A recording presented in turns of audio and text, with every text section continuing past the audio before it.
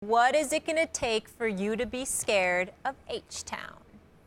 Max Kellerman, I had to be careful. Max. I had to be careful here. You understand? Because I was at the Garden last night. I was around the Golden State Warriors. I got to be careful what I'm saying. They watching what I'm saying, okay? I got to be careful, Max. The Golden State Warriors are the favorites. But I got to tell you, Houston, I give them one chance, only one chance at really, really pushing the envelope and making this thing happen. Because I personally believe that Golden State's just chilling. They're a bit lax at times. Steve Kerr and I was talking before the game last night. Listen, he understands what they got here. You don't just have a great collection of talent, but that individual talent, the combination of individuals who can take over and the team itself being able to take over, you're a bit laissez-faire. You can take breaks. You can relax, particularly during the regular season when you've been to 3 consecutive NBA Finals. Here's where Houston makes it very interesting, Max. I don't believe they will do it because remember, you and I had a debate. Who's going to capture the number 1 seed? You think Houston could pull it off? I said Golden State's going to take it. Going to take the number 1 seed.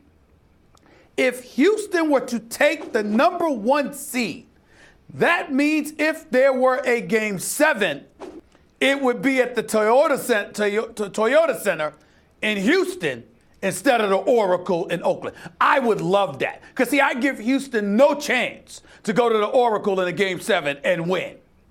But it gets very, very interesting if the specter of a Game 7, it has to come through Houston. That makes it very interesting.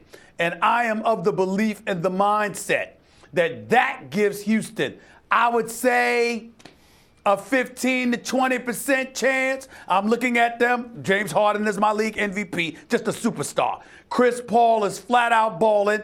I'm looking at others in the 35 and up percentile in three-point shooting like the Trevor Ariza's of the world and others. The pickup of Joe Johnson, who I consider to be the modern-day Mr. Big Shot. He ain't going to do much for you at this age in his career, with those first 45 minutes. But that last 3 minutes when the game's on the line, I don't mind the ball in his hands.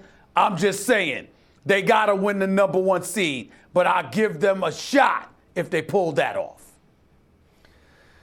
Look, I said when the Rockets basically refused to lose when they had Harden, CP3, and Clint Capella. Remember, at some point they were 18-0 or something more, 20-1, something like that. This team, even going into the season, when the Thunder made those moves, I thought maybe the Thunder are the biggest challenge to the Warriors, but maybe it's the Rockets. And then pretty soon it was pretty obvious it was the Rockets. But I understand that Golden State's just more talented. They have the best player. They probably also have the second best player among both teams, right? Like KD 1, Steph probably 2, push comes to shove. And then Harden and CP3 in whatever order. And Golden State has more help, too. They have, like, their third and fourth best players are better than the third and fourth best players on the Rockets. And for that reason, because they both run efficient offenses and the Warriors are good defensively, I also like the Warriors to win.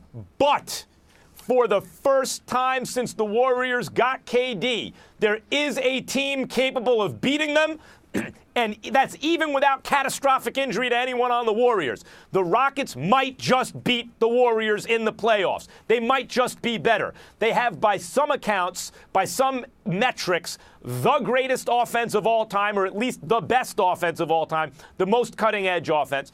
They could potentially finish in the top 10 in defense, which a D'Antoni team has never done. That's, credit Chris Paul for captaining the defense there.